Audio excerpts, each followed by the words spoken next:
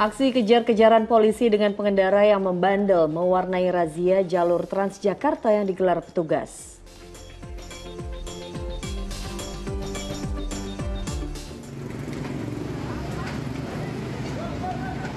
Diduga menghindari kucing yang melintas, sebuah truk menabrak 4 kios di pinggir jalan.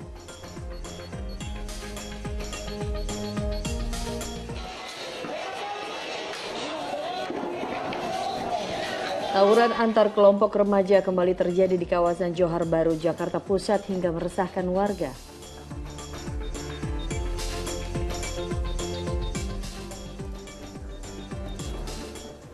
Menjatuhkan pidana kepada terdakwa dengan pidana penjara selama 15 tahun dan denda sebesar 1 miliar rupiah. Mantan Menteri Komunikasi dan Informatika Johnny G. Plate divonis 15 tahun penjara dalam kasus dugaan korupsi proyek pembangunan menara BTS 4G.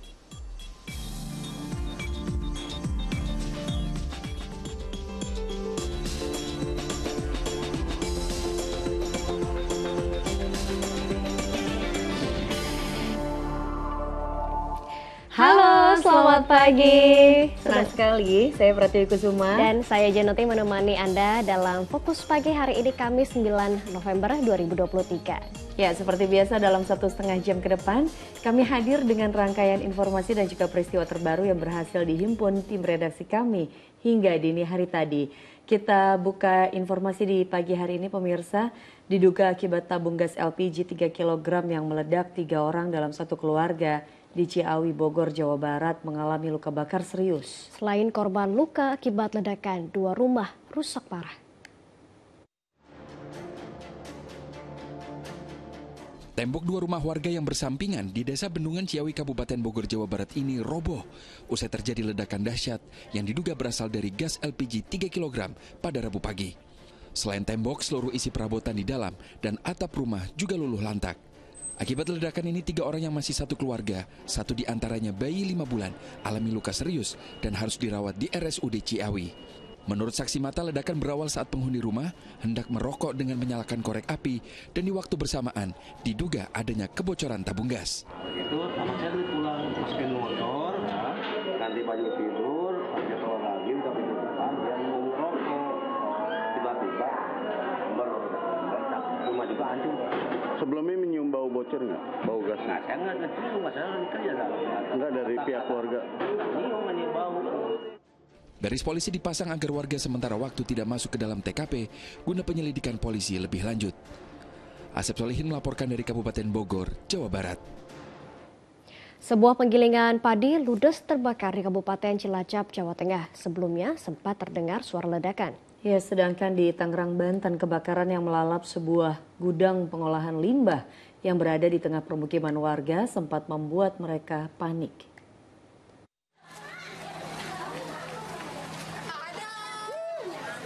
Kepulan asap hitam keluar dari sebuah gudang pengolahan limbah yang terbakar di Kosambi, Tangerang, Banten, Rabu siang.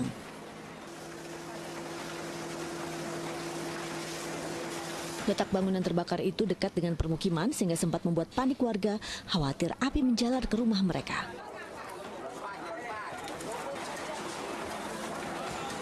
Warga juga segera mengevakuasi seorang wanita lanjut usia yang menggunakan kursi roda yang tinggal berdekatan dengan lokasi kebakaran.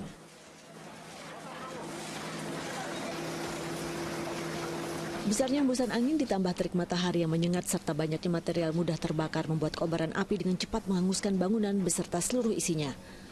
Untungnya api sempat dilokalisir petugas pemadam sehingga tidak menjalar ke permukiman. Kebakaran itu diketahui oleh warga yang melihat kepulan asap datang dari gudang pengolahan limbah yang sedang tidak beroperasi tersebut.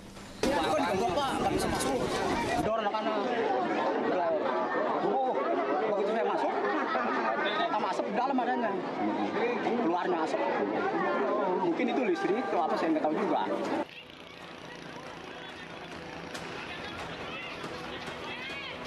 Kebakaran juga menghanguskan sebuah penggilingan padi di Desa Panyarangan, Kecamatan Sidareja, Kabupaten Cilacap, Jawa Tengah, Rabu siang.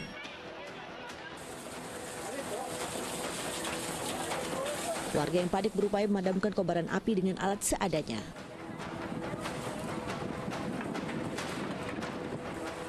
Api dilihat para pekerja penggilingan berasal dari salah satu mesin penggilingan padi dibarengi dengan suara ledakan.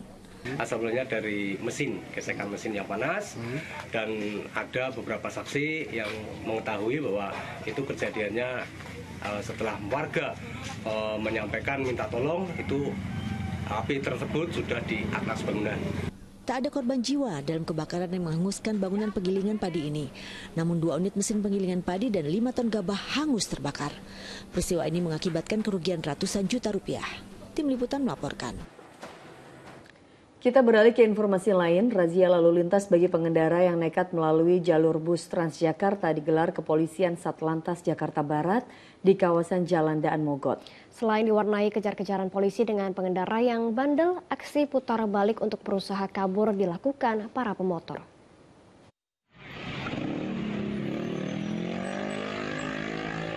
Pengemudi motor ini langsung putar balik saat melihat polisi yang menggelar razia mengejarnya.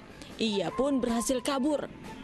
Ada pula yang dari kejauhan sudah putar balik karena mengetahui kehadiran polisi yang tengah melakukan razia. Tapi kalau yang satu ini tak bisa berkutik. Ia hanya pasrah ketika petugas mencegatnya karena melintas di jalur bus Transjakarta di Jalan Daan Mogot, Jakarta Barat. Tak hanya motor, kendaraan lainnya seperti bus, truk hingga mobil pribadi pun tak luput dari kejaran polisi yang menggelar razia kendaraan yang melintas di jalur bus Transjakarta. Mereka pun dikenai sanksi tilang oleh aparat kepolisian. Kebanyakan pengendara mengaku nekat melintas di jalur busway karena ingin menghindari macet. Temennya banyak biar cepet Pak. Terus diapakan sama petugas? Jadi tilang Pak. Rencananya razia serupa akan dilakukan di sejumlah ruas jalur bus Transjakarta guna memberikan efek jera pada pengendara bandel yang kerap menggunakan jalur bus Transjakarta itu. Jayadi melaporkan dari Jakarta. Diduga sang sopir yang mengantuk saat mengemudi sebuah truk tanpa muatan terguling dan masuk ke sungai di Mojokerto, Jawa Timur. Sementara di Kota Bogor, Jawa Barat, diduga menghindari kucing yang melintas sebuah truk sampah milik Dinas Lingkungan Hidup menabrak 4 kios di Jalan Raya Cilendek.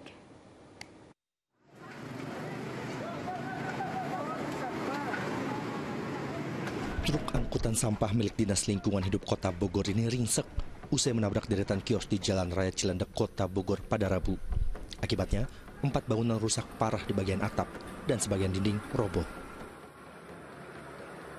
Kecelakaan bermula saat sopir truk yang melaju dari arah Semplak menuju Semeru berusaha menghindari seekor kucing yang hendak menyeberang. Truk yang hilang kendali kemudian menabrak deretan kios. Jenis truk milik DLH atau truk sampah yang menghindari ada kucing. Menurut informasinya dari pengemudi yang kita periksa, menghindar kucing yang lewat, kemudian dia banting setir ke kiri, kemudian menabrak kios, beberapa kios yang ada di lokasi.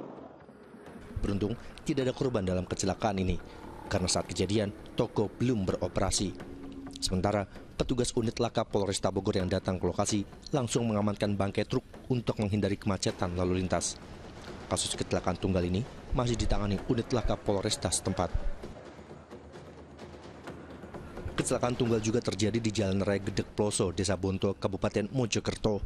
Sebagian badan truk terguling dan masuk sungai sedalam 2 meter. Sementara bagian depan truk ringsek dan pecah-pecah usai menghantam jembatan.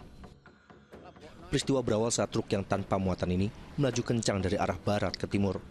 Saat melintas di lokasi kejadian, diduga sopir truk mengantuk. Truk yang hilang kendali, oleng, dan langsung terjun ke sungai.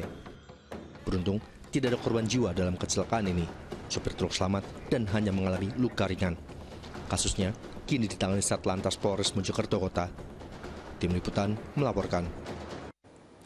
Tawuran antara kelompok remaja kembali terjadi di kawasan Johar Baru, Jakarta Pusat pada Rabu petang. Warga sekitar yang resah berharap aparat dapat menindak tegas para terduga pelaku tawuran.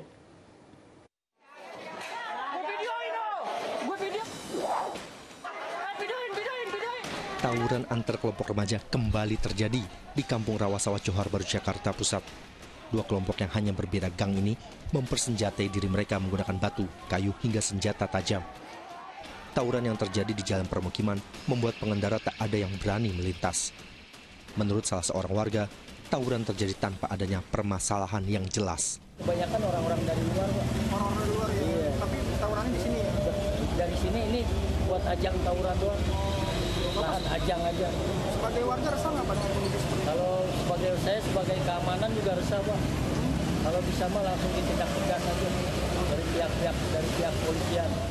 Tawuran mereda saat petugas kepolisian tiba di lokasi untuk membubarkan aksi kedua kelompok remaja tersebut. Warga berharap polisi dapat bertindak tegas agar tawuran tak lagi terulang. Don Vito Samarta melaporkan dari Jakarta.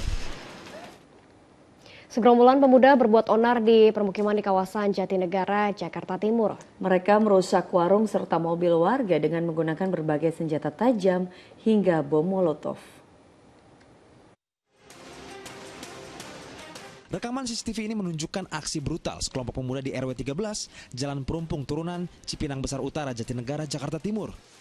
Karena tidak ada warga yang keluar, gerombolan pemuda itu menyerang permukiman dengan menggunakan senjata tajam, batu, petasan, hingga bom Molotov.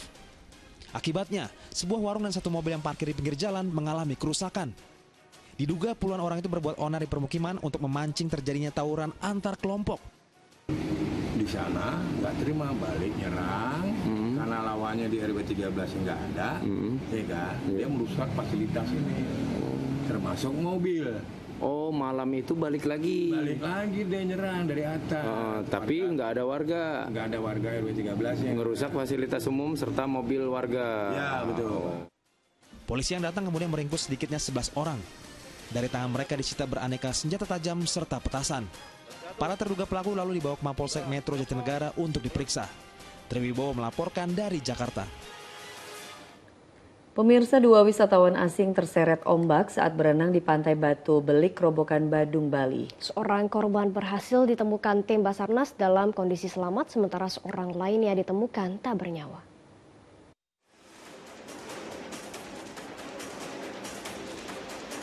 Setelah melakukan pencarian sejak Selasa petang, tim Basarnas Denpasar akhirnya berhasil menemukan satu lagi wisatawan asing yang hilang terseret ombak Rabu pagi. Jasad korban langsung dievakuasi ke Pantai Batu Belik, Grobogan, Badung. Sebelumnya, korban, pria warga negara Tiongkok berusia 34 tahun, hilang saat berenang di perairan Pantai Peti Tengah Selasa. Upaya pencarian telah dilakukan tim Basarnas sejak Selasa, namun korban baru ditemukan Rabu pagi setelah tim SAR menerjunkan 2 tim pencarian untuk menyisir kawasan laut dari Pantai Peti Tengah dan menyisir sepanjang garis Pantai Batu Belik.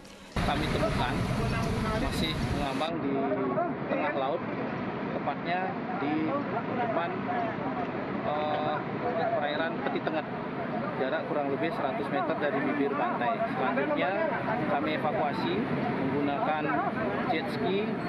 Sebelumnya, Basarnas Denpasar menerima laporan 2 wisatawan asing hilang terseret ombak saat berenang di perairan pantai Selasa sore. Satu korban perempuan, warga asal Ukraina berusia 30 tahun, berhasil diselamatkan. Namun satu lainnya tenggelam dan baru ditemukan Rabu pagi. Arianto Tapea melaporkan dari Badung, Bali. Kita beralih ke informasi lainnya pemirsa. Bakal calon Presiden Koalisi Perubahan Anies Baswedan menghadiri pertemuan dengan para duta besar negara sahabat di kantor CIIS Jakarta. Sementara bakal calon Presiden Prabowo Subianto menyampaikan paparannya dalam acara Sarasehan 100 Ekonom Indonesia.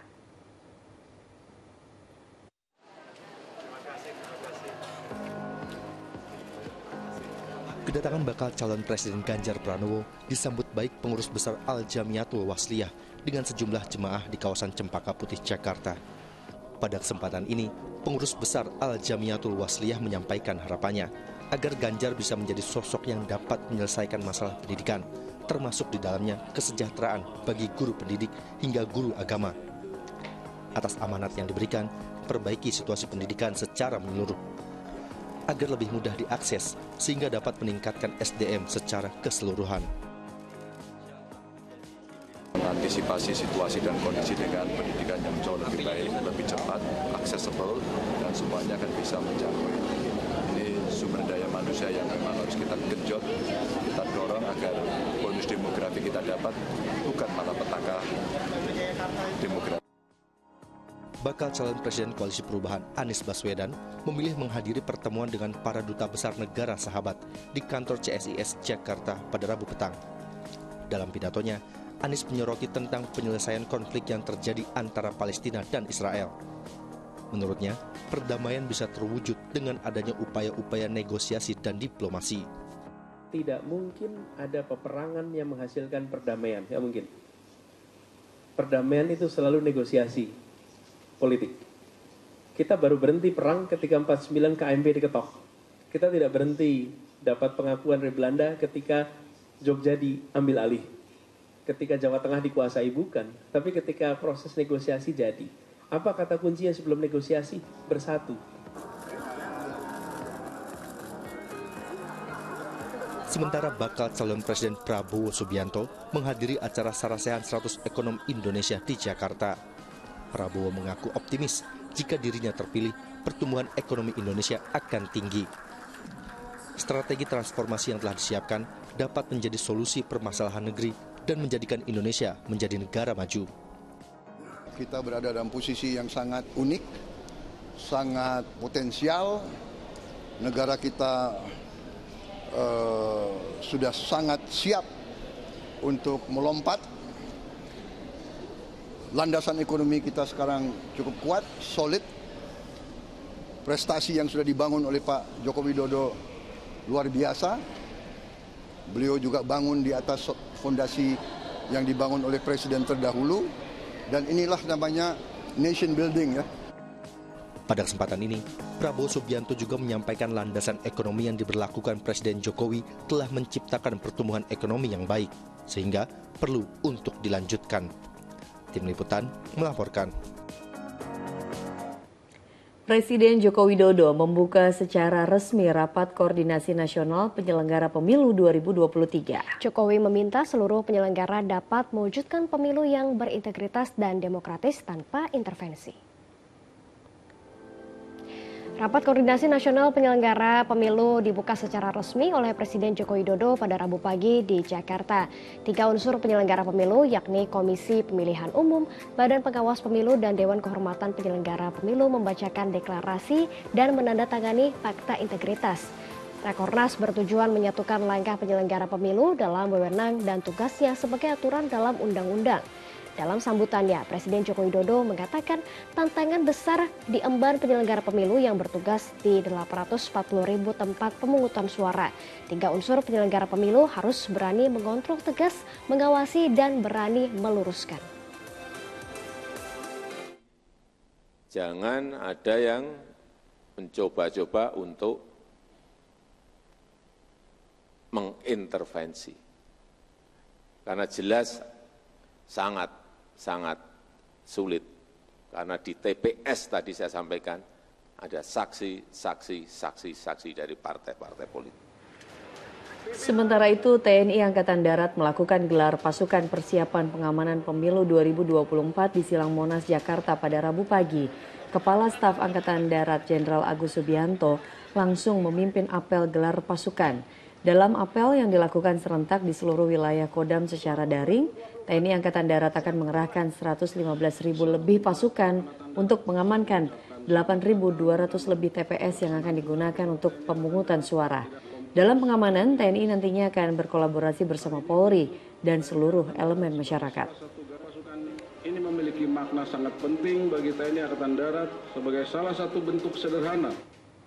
Menko Polhukam yang juga Bacawa Pres Mahfud MD menyatakan urusan kepersertaan Gibran Rakabuming sebagai Cawapres sudah selesai karena keputusan MK bersifat final dan mengikat. Ya, sementara itu mantan Ketua Mahkamah Konstitusi Anwar Usman menilai ada upaya politisasi serta menjadikan dirinya objek dalam berbagai putusan MK dan bahkan sebelum Majelis Kehormatan MK terbentuk.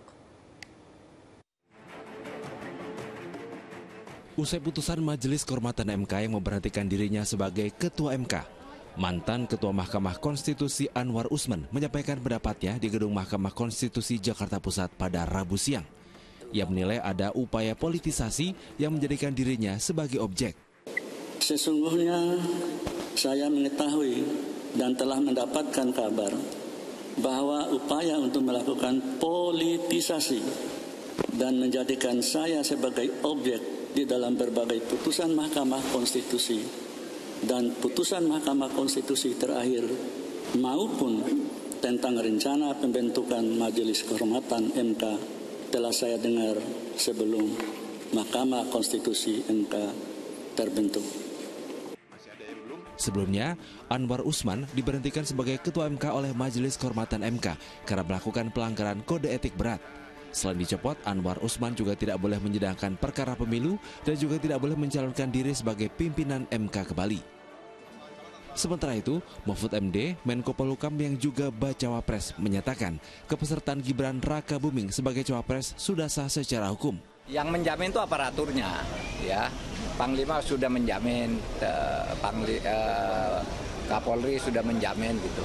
Yang jelas kepesertaan Mas Gibran sebagai pasangan cawapres itu secara hukum sudah sah, sudah selesai. Sekarang persoalan MK-nya yang kita selesaikan karena putusan MK itu ya sudah mengikat. MK-nya sekarang yang diselesaikan. Mahfud MD juga menyatakan keyakinannya akan netralitas TNI dan Polri dalam mengawal pemilu. Tim Liputan melaporkan.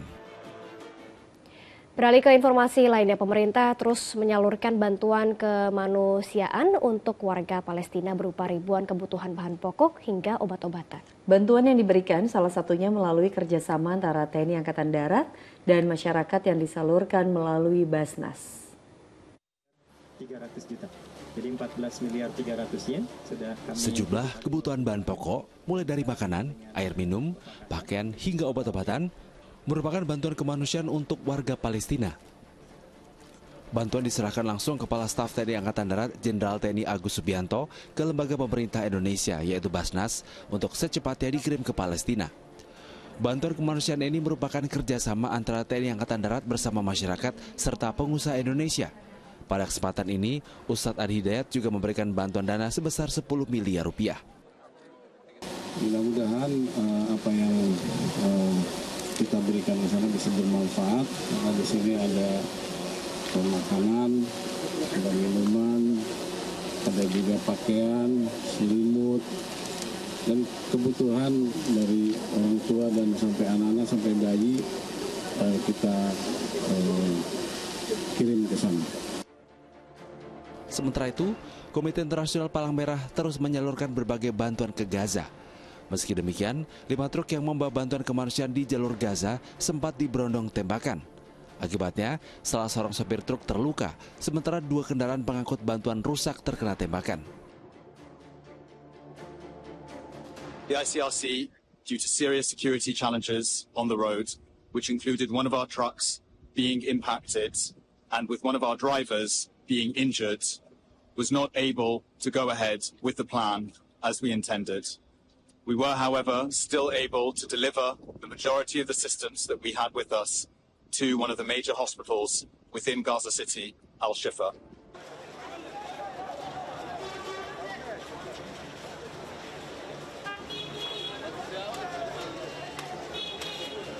Saat ini lebih dari 70% warga Gaza meninggalkan rumah mereka akibat konflik Israel-Hamas.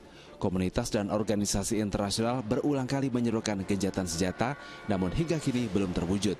Tim Liputan melaporkan.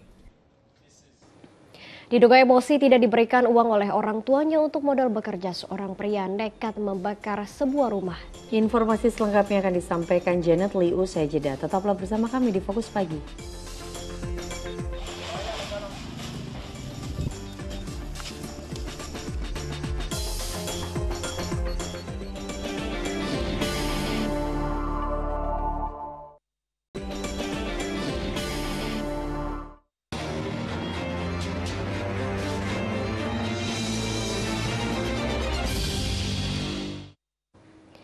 Ya, pemirsa, Anda kembali menyaksikan Fokus Pagi bersama saya, Janet Lee. Seorang pengamen jadi bulan-bulanan warga karena mencuri motor di Grobogan, Jawa Tengah. Polisi yang segera datang meredam aksi massa.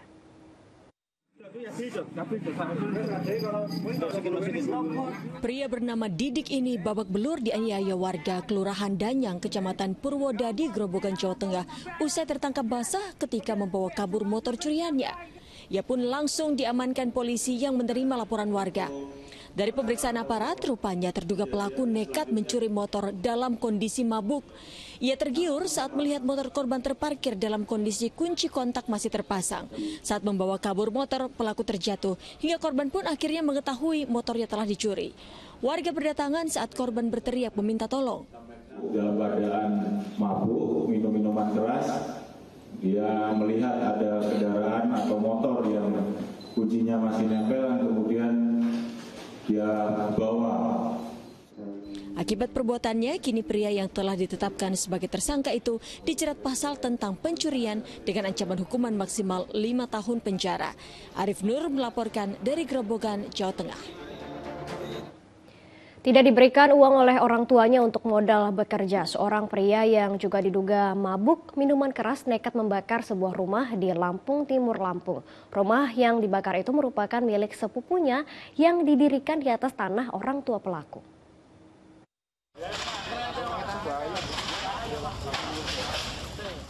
Terbakarnya sebuah rumah di Kecamatan Sekampung Udik, Lampung Timur, Lampung ini bukanlah peristiwa kebakaran biasa.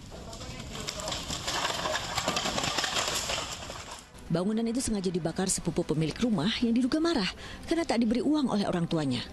Rupanya masalah tersebut lantas membuat pelaku yang dalam pengaruh minuman keras sengaja melampiaskan amarahnya pada rumah sang sepupu yang dibangun di atas tanah orang tua pelaku. Pelaku yang masih ada di lokasi kejadian sambil membawa senjata tajam segera ditangkap polisi. Sedangkan rumah yang dibakar sudah terlanjur habis dilalap api. Esok harinya polisi kembali mendatangi lokasi untuk penyelidikan. Puing-puing sisa kebakaran masih berserakan. Beruntung saat kejadian, rumah dalam keadaan kosong karena penghuninya sudah bersiap pindah dari lokasi tersebut. Selain memeriksa keterangan pelaku yang telah diamankan, polisi juga memeriksa para saksi baik dari korban maupun orang tua pelaku pembakaran rumah yang merupakan paman korban, termasuk mendalami motif pria berusia 32 tahun itu.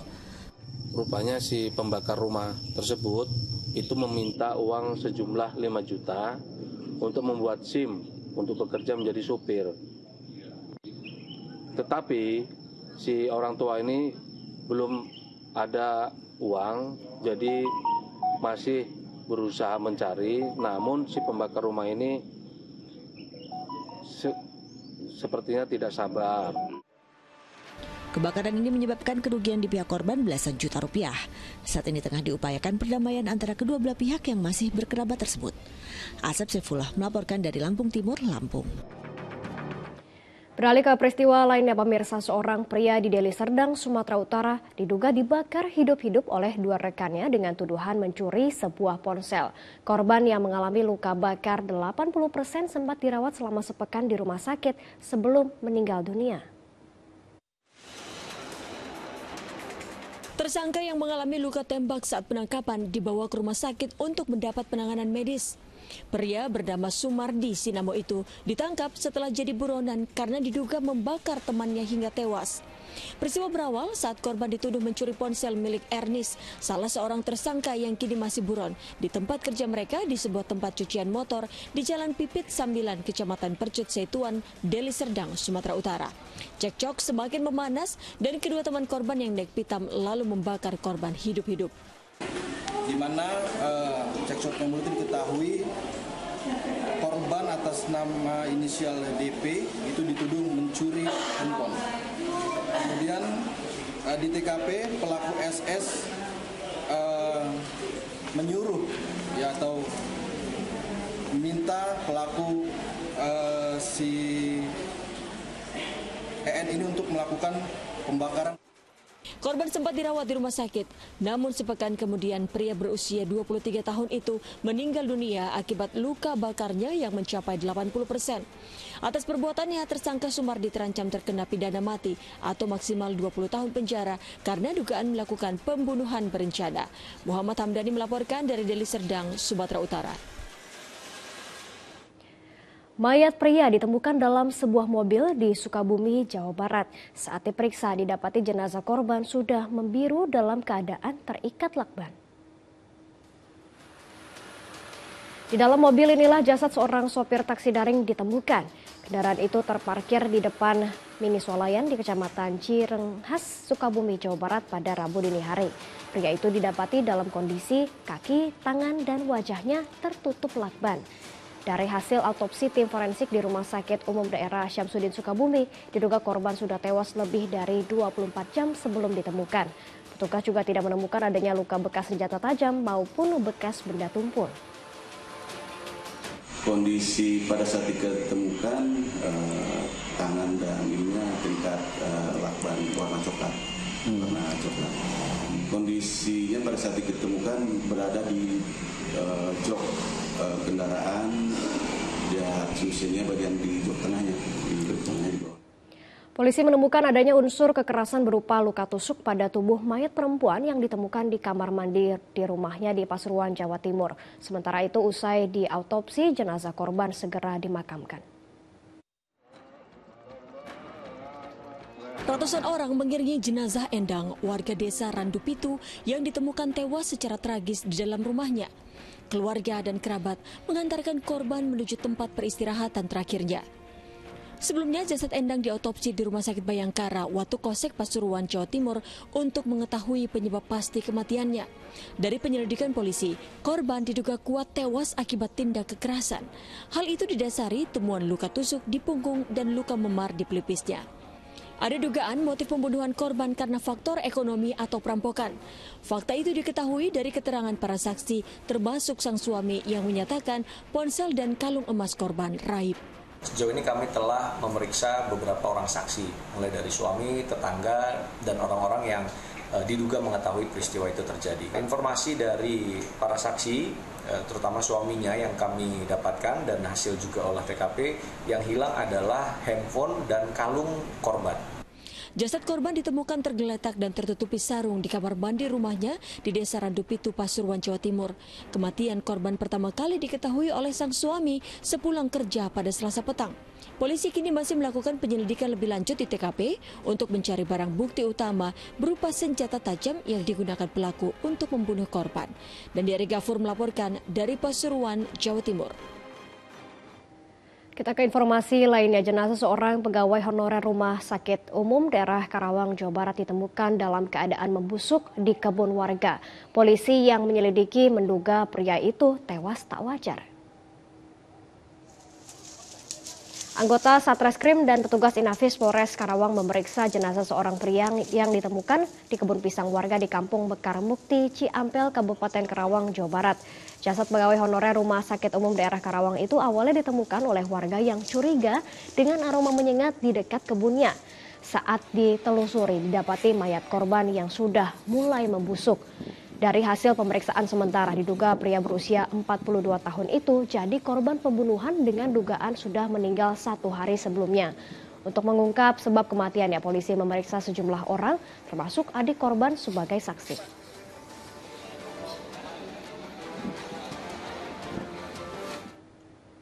Misteri kematian perempuan berusia 58 tahun penuh luka senjata tajam di Subang, Jawa Barat bulan Agustus lalu akhirnya terungkap.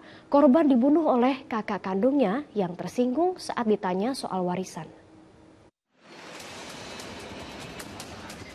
Pria berambut putih berinisial S ini tak berkutik saat digelandang ke Mapolres Subang, Jawa Barat Rabu siang. Pria berusia 70 tahun ini diringkus polisi karena diduga sebagai pelaku pembunuhan pada wanita berinisial T yang ditemukan tewas dengan luka tusukan senjata tajam di dalam rumahnya pada bulan Agustus lalu. Korban pertama kali ditemukan tewas oleh sang suami yang baru saja pulang mengembala bebek. Rupanya korban dibunuh oleh kakak kandungnya sendiri. Perkara pembunuhan dipicu pelaku tersinggung dengan ucapan sang adik yang kerap bertanya soal warisan. Dengan membawa sebilah pisau dapur. Kemudian tiba di rumah korban melalui pintu belakang dengan cara mencongkel tulak yang terbuat dari kayu sehingga pintu tersebut terbuka.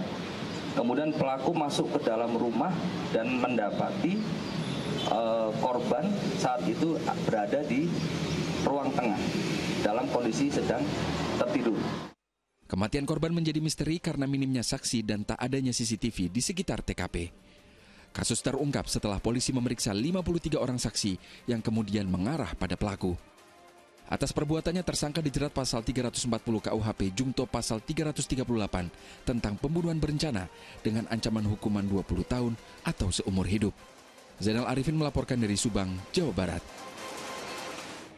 Video perkelahian diduga antara konsumen dengan petugas keamanan SPBU di Pinrang, Sulawesi Selatan viral di media sosial. Perkelahian dipicu persoalan seorang konsumen yang datang membawa jerigen menolak antre isi bahan bakar.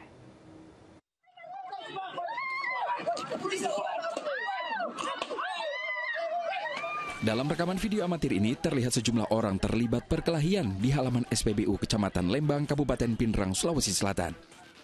Salah seorang pria bahkan menyerang pria lainnya menggunakan papan kayu. Perkelahian ini melibatkan seorang konsumen dengan petugas keamanan SPBU. Rupanya keributan dipicu kala sang konsumen yang datang membawa jeriken menolak untuk antri mengisi bahan bakar minyak. Para konsumen dengan keamanan di sana, keamanan SPBU menegur konsumen. Alasannya ditegur, Bang? Terus karena dia tidak antri. Tidak mau antri. Teguran itu tidak diterima oleh konsumen. Pasca perkelahian, kedua pihak dipertemukan, namun keberatan untuk berdamai. Polisi kini menunggu kedua belah pihak yang rupanya masih ada hubungan keluarga tersebut untuk melapor bila kejadian mau diselesaikan secara hukum. Suwardi Gata melaporkan dari Pindrang, Sulawesi Selatan. Polisi membongkar dugaan praktik produksi obat-obatan palsu yang dijual secara daring. Informasi selengkapnya usai jeda, tetaplah di Fokus Pagi. Perwajang itu apa tuh?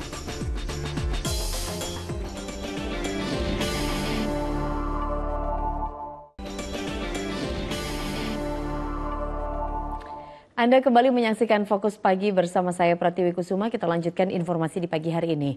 Petugas Satreskrim Polresta Yogyakarta membongkar dugaan praktik produksi obat-obatan palsu yang dijual secara daring. Berdasarkan penyelidikan, obat-obatan palsu itu berbentuk kapsul dengan bahan ramuan sama yang kemudian dikemas dengan berbagai merek.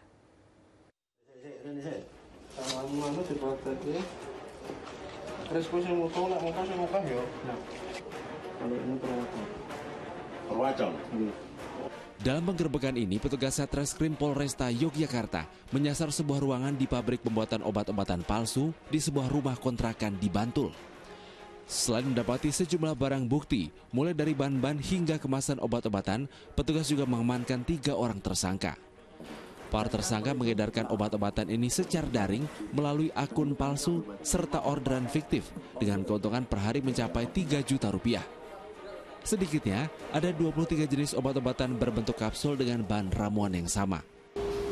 Ada 23 macam jenis obat yang dia buat merek sendiri, tapi isinya sama semua. Isinya adalah daun jati Cina. Jadi kalau obat untuk pelangsing ya isinya daun jati Cina, untuk jantung ya daun jati Cina. Dia tidak menambah ramuan yang lain, cuma daun jati Cina ini. Atas perbuatannya, para tersangka terancam Undang-Undang Kesehatan dan Perlindungan Konsumen dengan ancaman 12 tahun penjara. Nasrul Lasih melaporkan dari kota Yogyakarta. Sidang lanjutan dugaan tindak pidana pencucian uang dengan terdakwa mantan pejabat Dirjen Pajak Rafael Alun Trisambodo kembali berlangsung di Pengadilan Tipikor Jakarta Pusat. Jaksa mencecar kesaksian istri Rafael Alun, Erni Mike Torondek, terkait penutupan rekening perusahaan, pembelian toko butik, hingga safe deposit box di salah satu bank.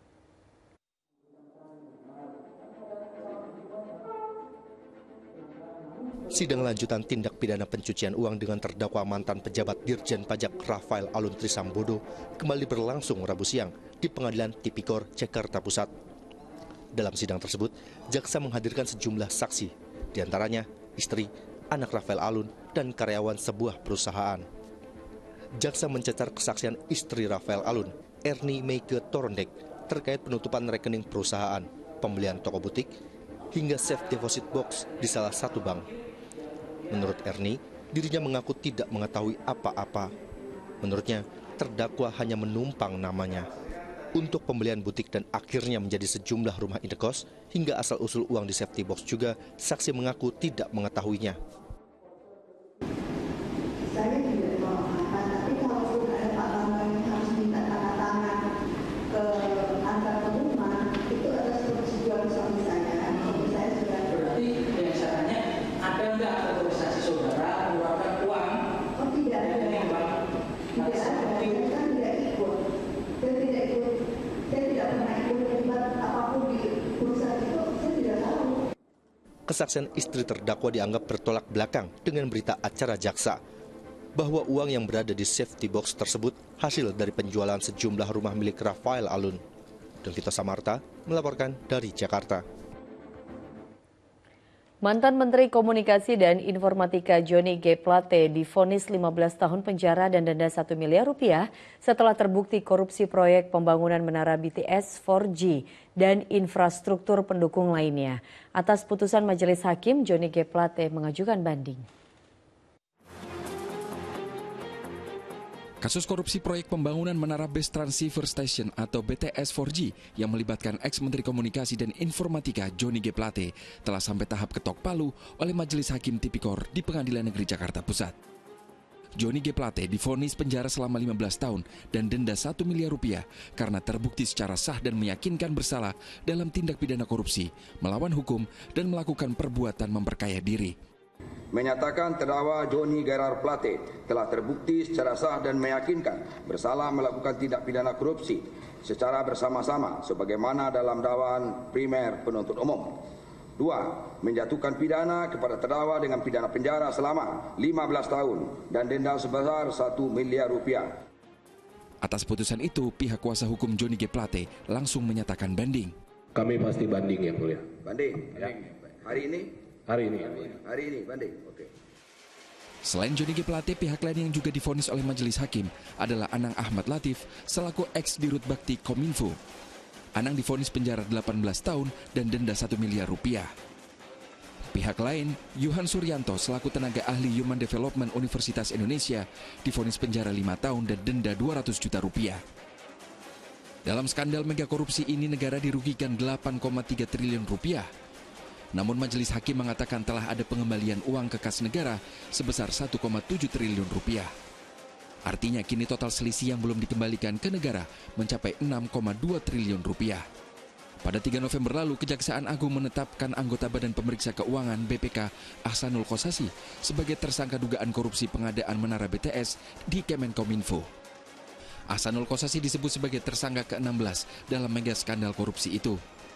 Ahsanul Kossasi diduga terima uang 40 miliar rupiah dari tersangka lain terkait jabatannya yang diduga mempengaruhi hasil proses audit BPK di Kemenkominfo. Tim Liputan melaporkan.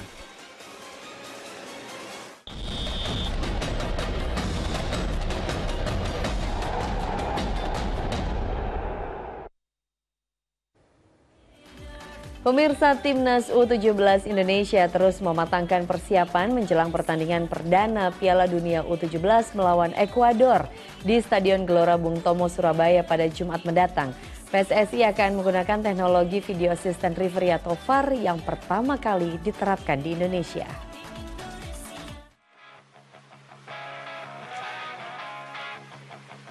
Menjelang kick-off Piala Dunia U17 2023.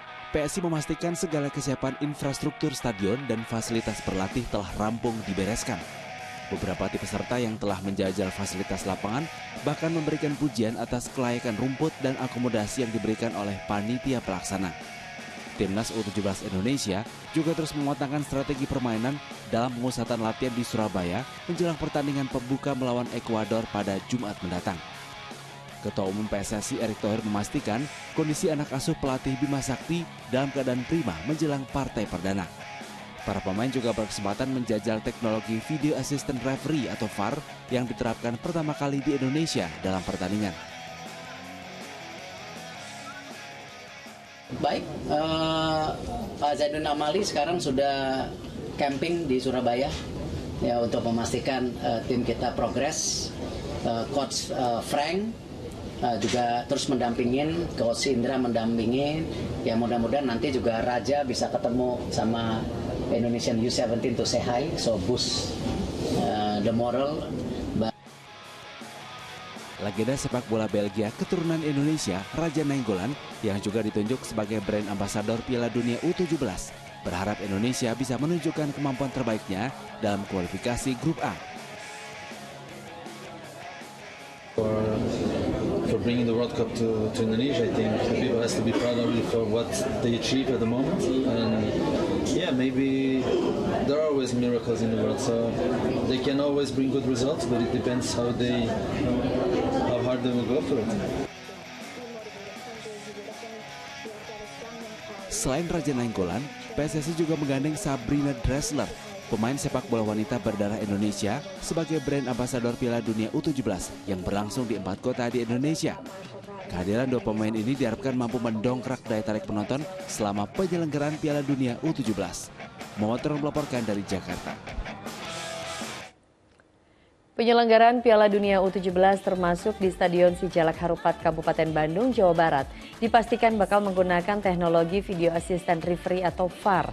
Teknologi ini akan membantu kinerja wasit mengambil keputusan dengan melihat tayangan video.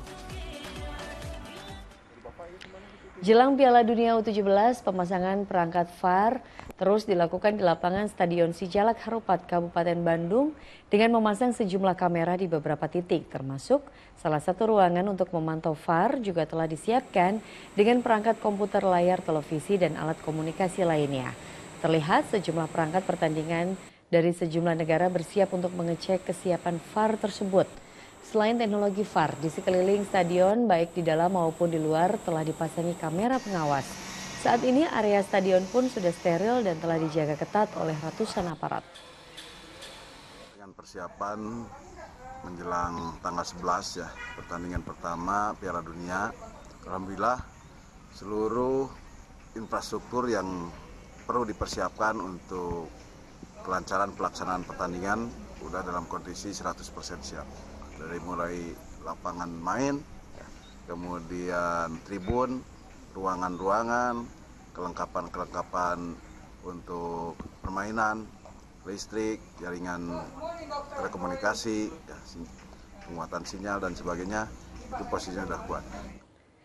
Dinas Perhubungan Kota Solo menyiapkan 10 bus antar jemput selama pelaksanaan Piala Dunia U17 yang diperuntukkan bagi penonton jika tak bisa memarkirkan kendaraannya di kawasan Stadion Manahan. Sementara itu Pemkot Surabaya mengimbau warga yang akan menonton pembukaan Piala Dunia U17 untuk menggunakan shuttle bus karena tidak disediakan parkir khusus penonton di areal Stadion Gelora Bung Tomo.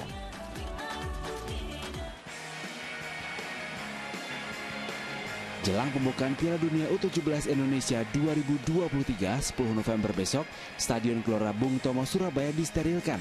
Penjagaan dan pengamanan ketat dilakukan petugas kepolisian. Untuk itu, pemerintah Kota Surabaya meminta bagi warga yang akan menonton pembukaan Piala Dunia U17 di Stadion Gelora Bung Tomo untuk memanfaatkan shuttle bus yang telah disediakan. Pemkot Surabaya menyediakan 110 shuttle bus tanpa dipungut biaya alias gratis.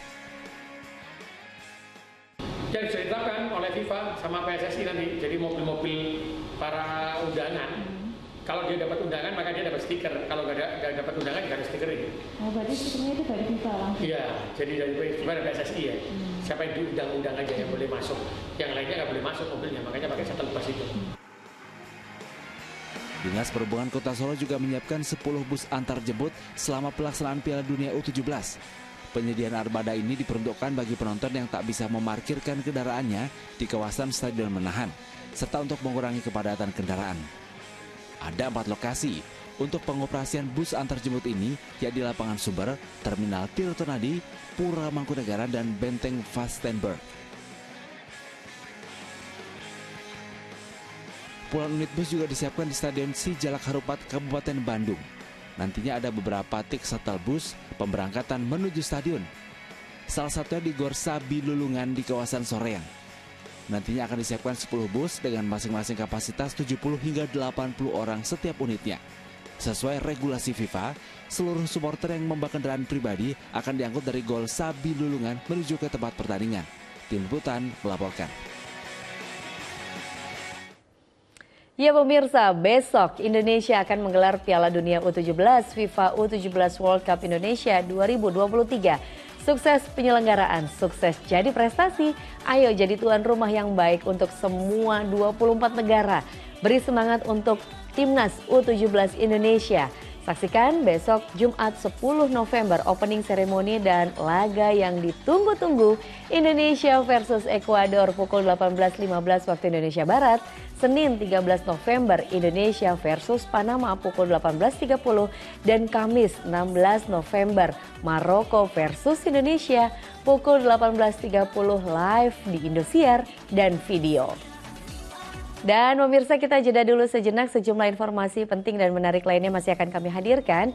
Di antaranya seekor ular piton sepanjang lebih dari 4 meter bertengger di tiang atap rumah hingga membuat khawatir penghuninya. Tetaplah bersama kami di Fokus Pagi.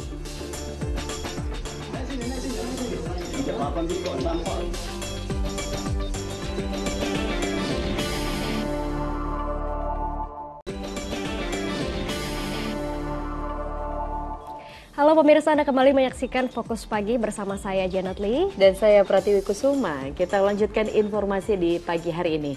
3 oknum perawat puskesmas di Goa, Sulawesi Selatan diduga mempermainkan seorang pasien yang sedang kritis akibat kecelakaan. Rekaman videonya beredar di sejumlah media sosial hingga hebohkan masyarakat luas. Halo, bangun dek. Bangun dek. Kamu mabuk ya? Hei, sudah minum ya? Video amatir ini memperlihatkan candaan 3 orang oknum perawat saat menangani pasien kritis di sebuah puskesmas di Kabupaten Goa, Sulawesi Selatan. Ketiganya diduga mempermainkan pasien yang sedang koma usai terlibat kecelakaan tunggal. Rekaman videonya beredar di sejumlah media sosial hingga menggegerkan masyarakat luas. Sementara, pihak puskesmas membantah jika perawat di puskesmas Kampili, Kabupaten Goa ini mempermainkan dan mengolok-olok pasien. Menurutnya, aksi tersebut bertujuan untuk merangsang pasien agar bisa sadar karena diduga sedang dalam pengaruh minuman keras sesuai dengan SOP. Itulah jadi kan dikasih oksigen itu. Dia dibantu dengan alkohol menurut petugas itu untuk perangsangan, untuk merangsang agar sadar. Mereka pada saat begitu dia ada reaksi itu dia mulai menendang. Pada saat dia menendang itulah petugas itu kaget, dia lejit. Pertama kami berikan sanksi, kami sporsin dia, saya suruh istirahat dulu selama 1 bulan. Sambil juga mereka tetap siap untuk kapan-kapan dibutuhkan, mereka siap untuk datang untuk diminta konfirmasi seperti apa dibutuhkan. Kejadian ini mengingatkan agar perawat semestinya memberikan pertolongan cepat terhadap pasien dan tidak melakukan tindakan di luar tugasnya. Andi Muhammad Sardi melaporkan dari Kabupaten Goa, Sulawesi Selatan. Beralih ke peristiwa lainnya pemirsa, seekor buaya muara tiba-tiba masuk naik ke teras rumah warga di Pangkal Pinang, Kepulauan Bangka Belitung. Diduga buaya tersebut hendak mencari makan di sekitar rumah warga yang berbatasan langsung dengan muara sungai.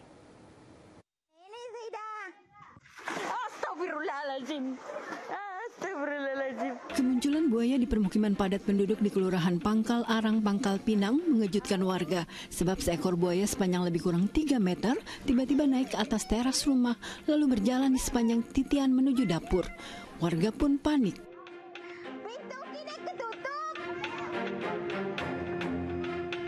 Beruntung buaya lalu kembali masuk ke dalam air.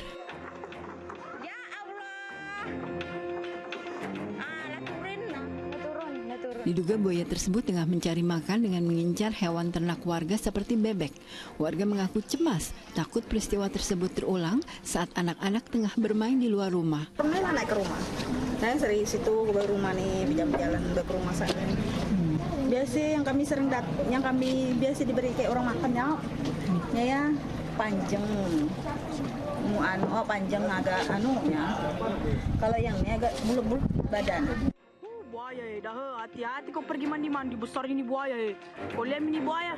Di Kabupaten Kolaka, Sulawesi Tenggara, kemunculan seekor buaya di perairan dekat pantai Lamokato menggegerkan warga. Terlebih buaya muncul tidak hanya sekali, tapi nyaris setiap sore. Seorang nelayan bahkan nekat mengusir buaya menggunakan perahu agar menjauh dari perairan pantai. Dari arah sana muncul sampai sini kan biasa kami lihat di sini, Pak. Warga berharap pihak Balai Konservasi Sumber Daya Alam BKSDA setempat bisa menangkap buaya tersebut agar tidak mengancam keselamatan jiwa. Tim Liputan melaporkan. Seekor ular piton sepanjang lebih dari 4 meter bertengger di tiang atap rumah di kawasan Seberang Ulu 2 Palembang. Diduga ular berasal dari semak belukar yang ada di belakang rumah.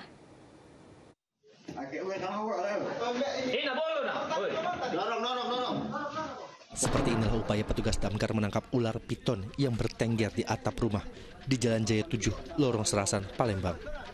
Tubuh ular sepanjang lebih dari 4 meter yang melilit di salah satu tiang menyulitkan petugas menangkapnya. Keberadaan hewan melata itu pertama kali diketahui Freddy, pemilik rumah. Melihat ular berukuran besar berada di tiang atap rumahnya, Freddy langsung melaporkannya ke petugas Damkar Kota Palembang. Diduga ular berasal dari semak belukar yang berada di belakang rumah. Kali ini ular tuh aku lagi bangun nak mandi nak gawe. Jingok posisi ular tuh lah di pucuk atap kan. Langsung minta tolong biar keluarga tahu juga. Minta tolong sama anggota ini Damkar untuk segera dievakuasi. Sekitar 4 meter lebih ya. Ya. Yang beratnya sekitar 50-an lebih, kalau berat 50 kilo. Ini bobotnya besar Pak. Setelah 1 jam, ular akhirnya berhasil ditangkap petugas. Ular piton kemudian dimasukkan ke dalam sebuah karung dan akan diserahkan kepada petugas BKSDA Kota Palembang. Didi Irwansyah melaporkan dari Kota Palembang, Sumatera Selatan.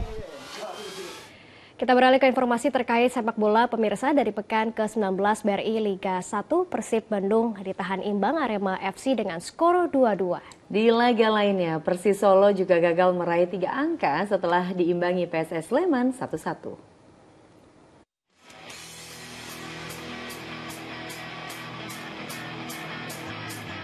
Persib Bandung gagal meraih 3 angka ketika menjamu Arema FC di Stadion Gelora Bandung Lautan Api, Bandung, Jawa Barat pada pekan ke-19 BRI Liga 1 Rabu sore. Persib unggul lebih dulu melalui penalti David da Silva pada menit ke-9. Arema menyamakan kedudukan 7 menit berselang melalui sambaran Dedik Setiawan. Maung Bandung menutup babak pertama dengan keunggulan 2-1 setelah Ciro Alves mengonversi umpan cungkil David da Silva menjadi gol di menit 27. Singoedan bangkit di babak kedua. Bomber Arema Gustavo Almeida mencetak gol penyetara secara apik pada menit ke-55. Tidak ada gol lagi hingga bubar. Skor 2-2 menjadi penutup laga sengit ini. Dari Stadion Maguwo Harjo, Sleman, Yogyakarta, Rabu malam, Persis Solo batal meraih poin penuh ketika menghadapi PSS Sleman. Laskar Sam Bernyawa unggul cepat di menit ke-12 berkat gol Fernando Rodriguez, hasil memaksimalkan umpan Alexis Mesidoro. Persis yang bermain ofensif malah kecolongan jelang laga berakhir. Irka Mila menyelamatkan PSS Sleman dari kekalahan melalui gol yang ia cetak saat injury time. Kedudukan setara 1-1 menyudahi pertandingan ini. Persis gagal melanjutkan raihan 3 angka, sedangkan PSS mengukir 10 laga beruntun tanpa kemenangan.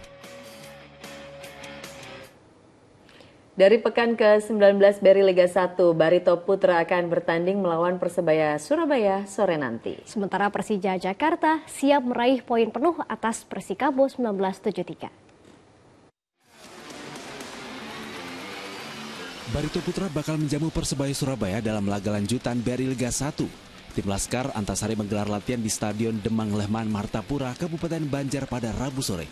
Pelatih Rahmat Darmawan mengatakan anak asuhnya dalam kondisi yang prima dan siap bertanding. Ia optimis timnya bisa menaklukkan Bajul Ijo dalam laga sore nanti. Persebaya Surabaya bertandang ke markas Barito Putra untuk melakoni laga lanjutan BRI Liga 1.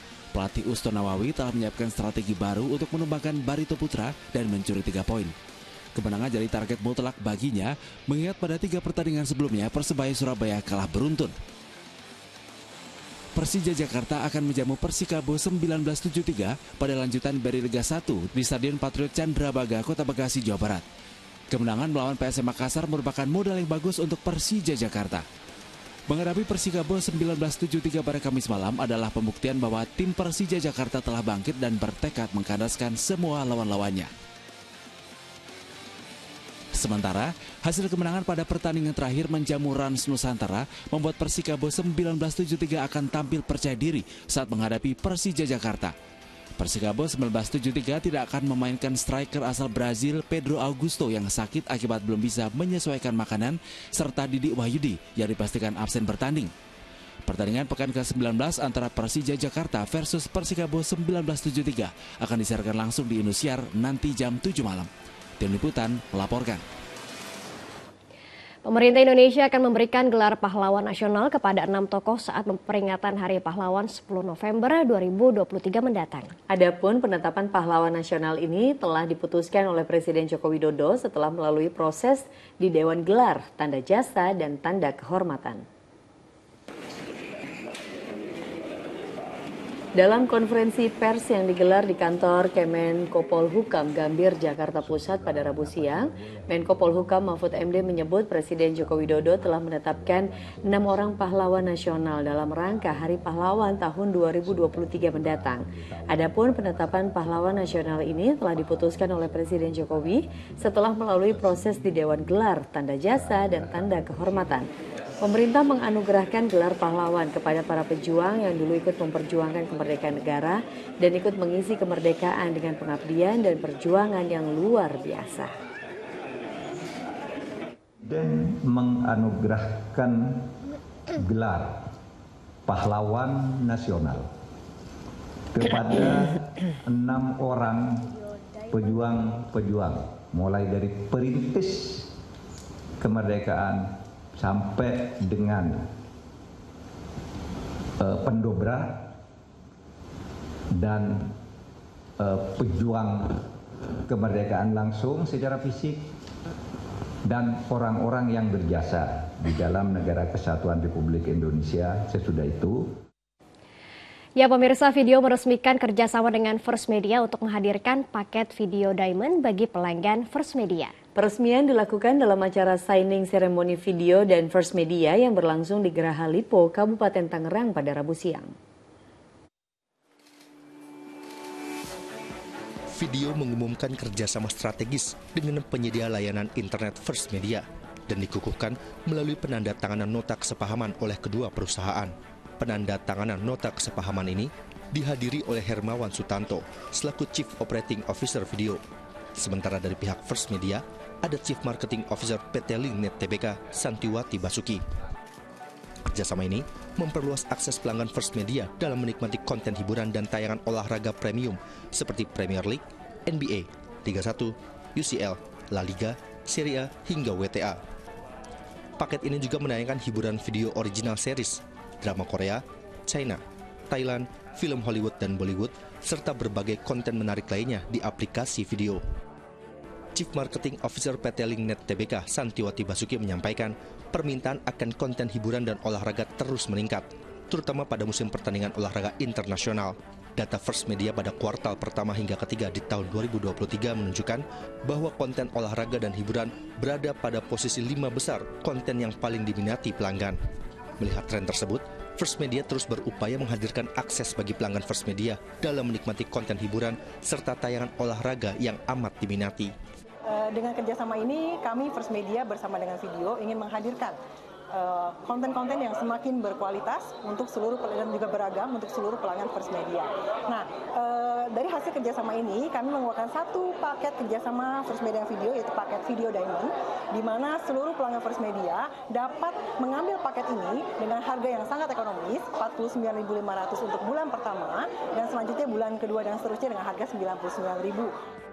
Sementara itu, Hermawan Sutanto selaku Chief Operating Officer Video menambahkan, animo penayangan konten hiburan premium dan pertandingan olahraga lokal dan internasional, khususnya tayangan Premier League dan Liga 1, makin tinggi seiring dengan penetrasi broadband ke rumah-rumah.